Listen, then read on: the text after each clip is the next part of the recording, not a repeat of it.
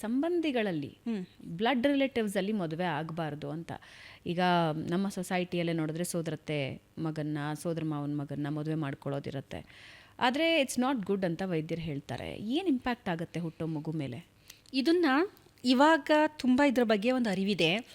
ಹಿಂದೆ ನೋಡಿ, ಸ್ವಗೋತ್ರ ಅಂತ ಅನ್ನೋರಲ್ವಾ, ಸ್ವಗೋತ್ರದಲ್ಲಿ ಮದುವೆ ಮಾಡ್ತಾ ಇರಲಿಲ್ಲ. ಸ್ವಗೋತ್ರ ಅಂದರೆ ಹೇಗೋ ಸುತ್ತಿ ಬಳಸಿ ಒಂದು ಫ್ಯಾಮಿಲಿಗೆ ಬರ್ತಾರೆ ಅವರೆಲ್ಲ. ಸೇಮ್ ಗೋತ್ರ ಅಂದಾಗ ಹೇಗೋ ರಿಲೇಟ್ ಆಗಿ ಒಂದೇ ಫ್ಯಾಮಿಲಿಯಿಂದ ಬ್ರ್ಯಾಂಚ್ ಔಟ್ ಆಗಿರೋರೆಲ್ಲ ಒಂದು ಗೋತ್ರದಲ್ಲಿ ಇರ್ತಾರೆ. ಹಾಗಾದ್ರೆ ಅದೊಂದು ನಿಷೇಧ ಅಂತ ಇತ್ತು. ಸ್ವಗೋತ್ರದವರು ಬೇಡ ಅಂತ ಮಾಡ್ಕೊಂತ ಇರಲಿಲ್ಲ. ಸ್ವಗೋತ್ರ ಬಿಟ್ಟು ಸೋದರ ಮಾವ ಸೋದರ ಮಗಳನ್ನ ಮದುವೆ ಆಗ್ಬೋದು ಅಂತ ಮಾಡ್ಕೊಂಡ್ಬಿಟ್ರು. ಇದೆಲ್ಲ ಏನು ಅಂದರೆ, ಮೊದಲು ನಮ್ಮ ಹಿರಿಯರು ನಮ್ಮ ಪೂರ್ವಜರು ಮಾಡಿದ್ದು ಸರಿ ಇದೆ. ಇನ್ ಬಿಟ್ವೀನ್ ಏನಾಯಿತು ಅಂದರೆ, ನಮ್ಮ ಒಂದು ಏನು ಅನುಕೂಲಕ್ಕೆ ತಕ್ಕಂತೆ ಅವನ್ಗಳನ್ನ ಮಾಡಿಫೈ ಮಾಡ್ಕೊಂಬಿಟ್ವು ನಾವು. ಅಲ್ಲಿ ತಪ್ಪಾಗಿರೋದು. ಅದು ಹೇಗಿತ್ತು ಹಾಗೆ ಉಳಿಸ್ಕೊಂಬಂದಿರೋ, ಏನೋ ಅದರಲ್ಲಿ ತೊಂದರೆ ಆಗ್ತಾ ಇರಲಿಲ್ಲ. ಇಲ್ಲಿ ನಮ್ಮ ಅನುಕೂಲ. ಈಗ ಸೋದರ ಮಾವನ್ನ ಆಗೋದು, ರಿಲೇಷನಲ್ಲಿ ಆಗೋದಕ್ಕೆ ಬೇಕಾದಷ್ಟು ಕಾರಣಗಳಿದೆ.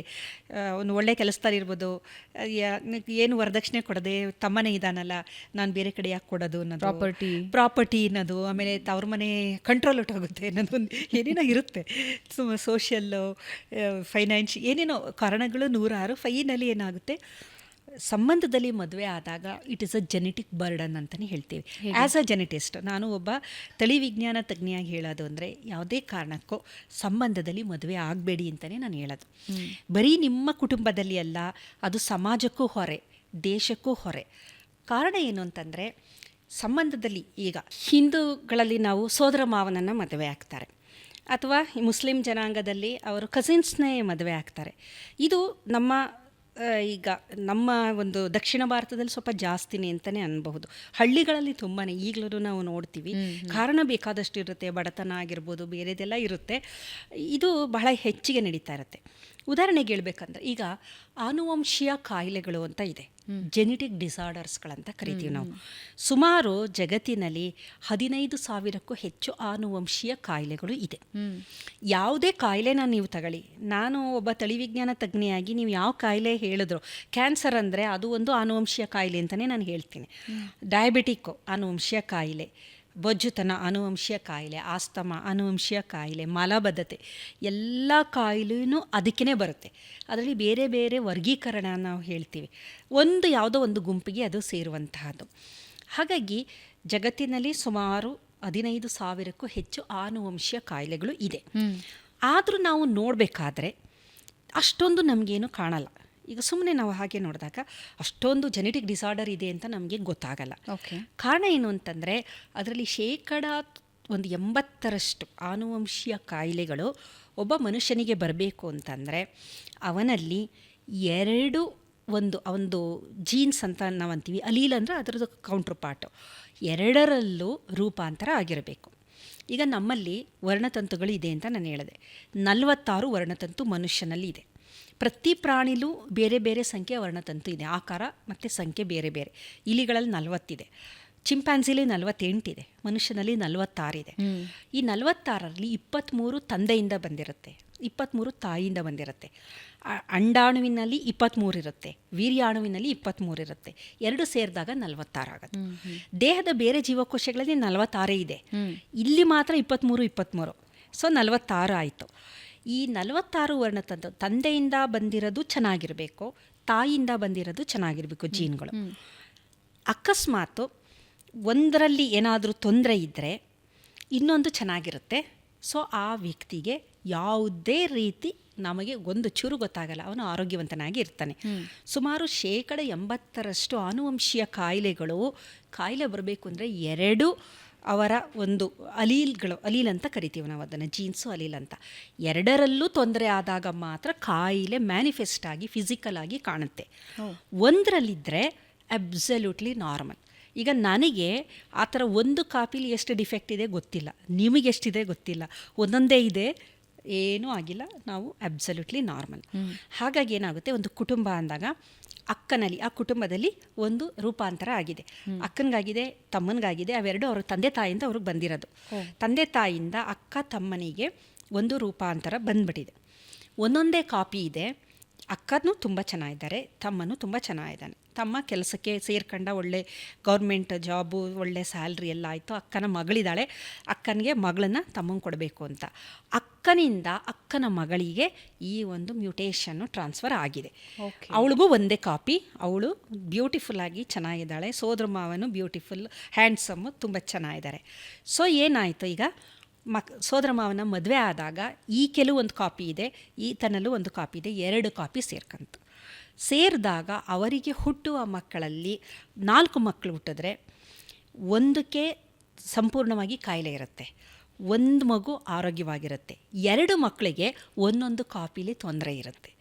ನೋಡೋಕ್ಕೆ ಚೆನ್ನಾಗಿರ್ತಾರೆ. 4 ಮಕ್ಕಳಲ್ಲಿ 3 ಮಕ್ಕಳು ನೋಡೋಕ್ಕೆ ಮೇಲ್ನೋಟಕ್ಕೆ 3 ಜನ ಚೆನ್ನಾಗಿದ್ದಾರೆ, ಒಂದಕ್ಕೆ ಕಾಯಿಲೆ. ಆ 3 ಜನ ಮೇಲ್ನೋಟಕ್ಕೆ ಚೆನ್ನಾಗಿರೋರಲ್ಲಿ ಒಂದು ಮಾತ್ರ ನಿಜವಾದ ಆರೋಗ್ಯವನ್ನು ಹೊಂದಿರುತ್ತೆ, ಇನ್ನಿಬ್ಬರು ಕ್ಯಾರಿಯರ್, ವಾಹಕರು ಅಂತ ಕರಿತೀವಿ. ಈ ಅಕ್ಕನೂ ವಾಹಕ, ತಂದೆ ತಾಯಿ ವಾಹಕರು. ಸೊ 4 ಮಕ್ಕಳಲ್ಲಿ ಒಂದು ನಾರ್ಮಲ್ಲು, ಒಂದು ಅಬ್ನಾರ್ಮಲ್ಲು, 2 ವಾಹಕರು. ಇದು ಜೆನೆಟಿಕ್ ಡಿಸಾರ್ಡರ್ದು ಪ್ಯಾಟ್ರನ್ ಇದು. ಈಗ ಮತ್ತೆ ಅವರನ್ನು ರಿಲೇಟಿವ್ಸಲ್ಲೇ ತಗೊಂಡಾಗ ಪುನಃ 2 ಕಾಪಿ ಸೇರಿದ್ರೆ ಆವಾಗ ಈ ಥರ ಸಂಬಂಧದಲ್ಲಿ ಮದುವೆ ಆದಾಗ ಕ್ರೋಮೋಸೋಮಲ್ ಡಿಸಾರ್ಡರ್ಸ್ಗಳು ಅಂತೀವಿ, ಡೌನ್ ಸಿಂಡ್ರೋಮ್ ಅಂತ ನೀವು ಕೇಳಿರ್ಬೋದು. ತುಂಬ ಕಾಮನ್ನು. ಸುಮ್ಮನೆ ನೀವು ಸಿಟಿ ಒಂದು ರೌಂಡ್ ನೋಡ್ಕೊಂಬನ್ನಿ, ಎಲ್ಲರೂ ಒಂದು ಡೌನ್ ಸಿಂಡ್ರೋಮ್ ಮಗು ನಿಮಗೆ ಸಿಗುತ್ತೆ. 600 ಮಕ್ಕಳಲ್ಲಿ ಒಂದು ಮಗುವಿಗೆ ಡೌನ್ ಸಿಂಡ್ರೋಮ್ ಬರುವ ಸಾಧ್ಯತೆ ಇದೆ. ವರ್ಣತಂತು ಜಾಸ್ತಿ ಇರುತ್ತೆ ಆ ಮಗುವಿನಲ್ಲಿ. 46 ವರ್ಣತಂತು ಬದಲು 47 ಇರುತ್ತೆ. 21ನೇ ವರ್ಣತಂತು 3 ಇರುತ್ತೆ, 2ರ ಬದಲು. ಹಾಗಾಗಿ ಬುದ್ಧಿಮಾಂದ್ಯತೆಯೇ ಮೇಯ್ನು. ಅದು ಸಿಂಪ್ಟಮು ಬುದ್ಧಿಮಾಂದ್ಯ ಮಕ್ಕಳುಗಳು. ನೀವು ಮೆಂಟಲಿ ಚಾಲೆಂಜ್ಡ್ ಅಂತೀವಿ, ಮೆಂಟಲಿ ರಿಟಾರ್ಡೆಡ್ ಅಲ್ಲ, ಈಗ ಅವರು ಮೆಂಟಲಿ ಚಾಲೆಂಜ್ಡ್ ಅಂತಲೇ ಕರಿಬೇಕು ನಾವು. ಆ ಮಕ್ಕಳಿಗೆ ಸ್ಪೆಷಲ್ ಸ್ಕೂಲ್ ಕರ್ಕೊಂಡೋಗ್ಬೇಕು, ಓದಿಸ್ಬೇಕು. ಆಮೇಲೆ ಕಿವಿ ಕೇಳಿಸೋದಿಲ್ಲ, ಮಾತಾಡೋಕ್ಕೆ ಬರೋದಿಲ್ಲ, ಕಂಪ್ಲೀಟು ಡಿಪೆಂಡೆನ್ಸು ಇರುತ್ತೆ. ಅದರಲ್ಲಿ ಡೌನ್ ಸಿಂಡ್ರೋಮ್ ಅಂತೀವಿ, Patau syndrome, Edward syndrome, Klinefelter syndrome, Turner syndrome, cri du chat, Wolf Hirschhorn syndrome, ಈ ಥರದ್ದು ಬೇಕಾದಷ್ಟು ಕಾಯಿಲೆಗಳು. ಇದೆಲ್ಲ ಸಿಂಪ್ಟಮ್ ಏನು ಅಂದರೆ ಅಬ್ನಾರ್ಮಲ್ ಅಂತಲೇ ಅನ್ನೋದು, ಮೆಂಟಲಿ ರಿಟಾರ್ಡೆಡ್. ತಲೆ ಬುದ್ಧಿಶಕ್ತಿ ಇರಲ್ಲ, ಬುದ್ಧಿಮಾಂದ್ಯತೆ ಈ ಎಲ್ಲ ಕಾಯಿಲೆಯಲ್ಲೂ ಈ ಥರ ಸಂಬಂಧದಲ್ಲಿ ಹುಟ್ಟುವ ಮಕ್ಕಳಲ್ಲಿ ಸಾಮಾನ್ಯವಾಗಿ ಬುದ್ಧಿಮಾಂದ್ಯ ಮಕ್ಕಳು ಹುಟ್ಟುವ ಸಾಧ್ಯತೆ ಇದೆ. ಆದರೆ ಇದೇ ಅಕ್ಕನ ಮಗಳು ಬೇರೆಯವ್ರನ್ನ ಮದುವೆ ಆದರೆ, ಅದೇ ಸೋದರ ಮಾವ ಬೇರೆಯವ್ರನ್ನ ಮದುವೆ ಆದರೆ, ಇನ್ನೊಂದು ಕುಟುಂಬ ಇವರದ್ದು ಅಲ್ಲವೇ ಅಲ್ಲ, ದೂರದ್ದು ಅಂತಂದಾಗ ಈತನಲ್ಲಿ ಒಂದು ಕಾಪಿ ಇರುತ್ತೆ, ಆಕೆಯಲ್ಲಿ ಏನೂ ಇರಲ್ಲ. ಆಗ ಹುಟ್ಟುವ ಮಕ್ಕಳು ನಾರ್ಮಲ್. ಒಂದು ಕಾಪಿ ಪಾಸ್ ಅನ್ನೋದ್ರೂ ಮಕ್ಕಳಿಗೇನು ತೊಂದರೆ ಇಲ್ಲ. ಈ ಕೆಲವೊಂದು ಕಾಪಿ ಮ್ಯೂಟೇಷನ್ ಆಗಿದೆ, ಬೇರೆಯವ್ರನ್ನ ಮದುವೆ ಆದಾಗ DNA ಇಂದ ಬಂದಿರ್ತಾರೆ, ಬೇರೆಯವರಲ್ಲಿ ಇರೋದಿಲ್ಲ ಅದು. ಸೊ ಏನಾಗುತ್ತೆ, ಬೇರೆ ಆಗುತ್ತೆ. ಹಾಗಾಗಿ ಚಾನ್ಸಸ್ ಇರ್ಬೋದು, ಬೇರೆ ಪ್ರಾಬ್ಲಮ್ಸ್ ಅವ್ರಿಗೆ ಬೇರೆದಿರ್ಬೋದು, ಇದಿರಲ್ಲ, ಸೇಮ್ ಇರಲ್ಲ, ಬೇರೆ ಬೇರೆದಾಗಿರ್ಬೋದು. ಈಗ ನನಗೆ ಎಷ್ಟಿದೆ ಅಂತ ನನಗೆ ಗೊತ್ತಿಲ್ಲ, ನಾರ್ಮಲ್ ನಾನಿದ್ದೀನಿ. ಆದರೆ ನನ್ನದೇ ಥರದ ಮ್ಯೂಟೇಷನ್ ಇರೋರನ್ನ, ಇನ್ನೊಬ್ಬರನ್ನ, ಅದೇ ಥರದ ವ್ಯಕ್ತಿಯನ್ನು ಮದುವೆ ಆದಾಗ ಹುಟ್ಟುವ ಮಕ್ಕಳಿಗೆ ಬುದ್ಧಿಮಾಂದ್ಯತೆ ಬರುವ ಸಾಧ್ಯತೆ ಇದೆ. ಹಾಗಾಗಿ ಸಂಬಂಧದಲ್ಲೇ ಮದುವೆ ಆದಾಗ ಈ ಥರದ ರಿಸ್ಕ್ ಜಾಸ್ತಿ. ಮೈನಸ್ ಇಂಟು ಮೈನಸ್ ಪ್ಲಸ್ ಆಗಲ್ಲ ಇಲ್ಲಿ. ಇಲ್ಲ. ಆಮೇಲೆ ಹುಟ್ಟುತ್ತೆ ಅಂತಲ್ಲ, ಅದರಲ್ಲಿ 4 ಮಕ್ಕಳನ್ನಲ್ಲ, ಯಾವ್ದು ಮೊದಲನೇದು ಗೊತ್ತಿಲ್ಲ. ಮೊದಲನೇದಕ್ಕೆ ಕಾಯಿಲೆ ಇರ್ಬೋದು, ಅಥವಾ ಮೊದಲನೇ ಚೆನ್ನಾಗಿ ಹುಟ್ಟಬೋದು, 2ನೇದು ಕಾಯಿಲೆ ಇರ್ಬೋದು, ಅಥವಾ ಇಲ್ಲದೆ ಇರ್ಬೋದು. Depends on the jeans. ಗೊತ್ತಾಗಲ್ಲ, ಅದು ಕಂಟ್ರೋಲ್ ಇಲ್ಲ ನಮ್ದೇನು. ಆ್ಯಂಡ್ ಇವತ್ತಿಗೂ because of the financial condition, ಆರ್ಥಿಕತೆಯ ಕಾರಣದಿಂದಾಗಿ ತುಂಬಾ ಜನ ಸ್ಕ್ಯಾನಿಂಗ್ಗೂ ಹೋಗಲ್ಲ. ಇವತ್ತಿಗೂ ಆ ಪ್ರಾಬ್ಲಮ್ ಇದೆ, ಬಹಳ ಮುಖ್ಯ. ಹೋಗಲ್ಲ ಅವರು. ಈಗ ನೋಡಿ, ಮೈಸೂರಲ್ಲಿ ಒಂದು ಆಯುಷ್ ಅಂತ ಇದೆ, all India speech and hearing ಅಂತ ಇದೆ. ಸುಮ್ಮನೆ ಅಲ್ಲಿ ಹೋಗಿ ಆ ಸ್ಟ್ಯಾಟ್ಸ್ ಅಂದರೆ ಅದು ಒಂದು ಇದು ಡೇಟನ್ನು ನೀವು ಕಲೆಕ್ಟ್ ಮಾಡಿದ್ರೆ, ಬಹಳಷ್ಟು ಮಕ್ಕಳು ಕಿವಿ ಕೇಳಲ್ಲ, ಮಾತಾಡೋಕ್ಕೆ ಬರಲ್ಲ, ಆಟಿಸಮ್ ಇರುತ್ತೆ, ಅಟೆನ್ಷನ್ ಡಿಫಿಸಿಟ್ ಇರುತ್ತೆ, ಬೇಕಾದಷ್ಟು ತೊಂದರೆಗಳು. ಬಹಳಷ್ಟು ಮಕ್ಕಳು ಈ ಒಂದು ರಕ್ತ ಸಂಬಂಧದಲ್ಲಿ ಮದುವೆ ಆದವರಲ್ಲಿ ಹುಟ್ಟಿದಂಥ ಮಕ್ಕಳು. ಬರೀ ಇಷ್ಟೇ ಅಲ್ಲ, ಬೇಕಾದಷ್ಟು ಕಾಯಿಲೆ, ಹೀಮೋಫಿಲಿಯಾ ಅಂತ ಇರ್ಬೋದು, ಆಮೇಲೆ ಥ್ಯಾಲಿಸೆಮಿಯಾ ಅಂತ ಬಹಳ ಕಾಮನ್ ಅದು ಕೆಲವೊಂದು ಗ್ರೂಪ್ ಇದೆ. ಆ ಜನಾಂಗದಲ್ಲಿ ಥ್ಯಾಲಿಸೆಮಿಯಾ ಮಕ್ಕಳುಗಳು ಜಾಸ್ತಿ, ಏಕೆಂದರೆ ಒನ್ಸ್ ಅಗೇನ್ ಅಲ್ಲಲ್ಲೇ ಮದುವೆ ಆಗ್ತಾರೆ ಅವರು. ಸೇಮ್ ಇದು ಮ್ಯೂಟೇಷನ್ನು ಸೇಮ್. ಏನಕ್ಕೆ ಅಲ್ಲಲ್ಲೇ ಮದುವೆ ಆಗೋದಂದರೆ ಅದು ಒಂದು ಇದು ಮರ್ಚೆಂಟ್ ಅಥವಾ ವ್ಯಾಪಾರಿಗಳ ಒಂದು ಗುಂಪು, ಆ ಒಂದು ಜನಾಂಗ. ಈ ಮಾರ್ವಾಡಿಗಳು ಅಂತ ನಾವು ಅಂತೀವಲ್ಲ, ಆ ಥರದ್ದು ಒಂದು ಜನಾಂಗದಲ್ಲಿ ವ್ಯಾಪಾರಿಗಳು ವ್ಯಾಪಾರ ಅಂತಂದಾಗ ಅಲ್ಲಲ್ಲೇ ಮದುವೆ ಆಗ್ತಾರೆ ಅವರು, ಹೊರಗಡೆ ಹೋಗೋದೇ ಇಲ್ಲ ಅವರು.